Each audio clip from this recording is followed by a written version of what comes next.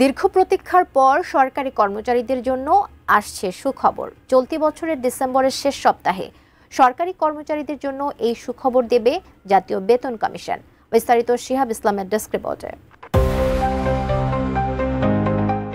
বাংলাদেশের সরকারি চাকরিজীবীদের জন্য নতুন বেতন স্কেল প্রণয়নের গুরুত্বপূর্ণ পদক্ষেপ নেওয়া হয়েছে। 2025 সালের জন্য গঠিত জাতীয় বেতন কমিশন চলতি বছরের ডিসেম্বরের শেষ সপ্তাহে তাদের চূড়ান্ত সুপারিশ জমা দিতে পারে। বাংলাদেশ সচিবালয় কর্মকর্তা কর্মচারী সংযুক্ত পরিষদের সভাপতি বদিউল কবির জানিয়েছেন, 26 নভেম্বর বুধবার তিনি জাতীয় বেতন কমিশনের চেয়ারম্যান জাকির আহমেদ খানের সঙ্গে সাক্ষাৎ করেছেন। এ সময় তারা বেশ কিছু গুরুত্বপূর্ণ আলোচনা করেছেন।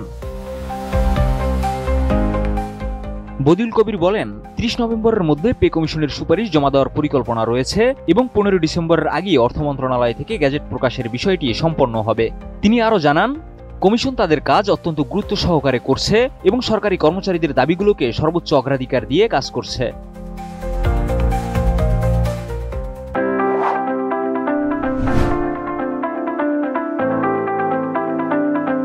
এদিকে 2023 সালের জুলাই মাসে গঠিত এই জাতীয় বেতন কমিশন গত 1 থেকে 15 অক্টোবর পর্যন্ত অনলাইন মতামত সংগ্রহ করেছে সরকারি চাকরিজীবী, স্বায়ত্তশাসিত প্রতিষ্ঠান, সাধারণ নাগরিক এবং বিভিন্ন অ্যাসোসিয়েশন বা সমিতির কাছ থেকে।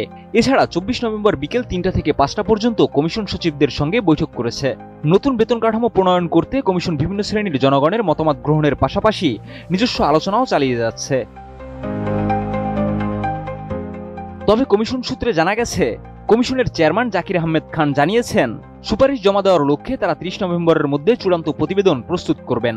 এছাড়া অর্থ উপদেষ্টা ডক্টর সালাউদ্দিন আহমেদ সম্প্রতি জানিয়েছেন, নতুন সরকারের অধীনে নির্বাচনের পর ফেব্রুয়ারির দিকে পে স্কেল বাস্তবায়ন করা হবে। কিন্তু 15 ডিসেম্বরের মধ্যে পে স্কেল গ্যাজেট প্রকাশ না হলে কঠোর কর্মসূচি দেওয়ার হুমকি দিয়েছে বাংলাদেশ সরকারি কর্মচারী দাবি আদায় ঐক্য পরিষদ। তাদের দাবি, এ মাসেই পে স্কেল বাস্তবায়ন হতে হবে। এই নতুন বেতন কাঠামো সরকারি চাকরিজীবীদের জন্য দীর্ঘ প্রতীক্ষার একটি সিদ্ধান্ত, যা আগামী বছর বাস্তবায়িত হতে পারে।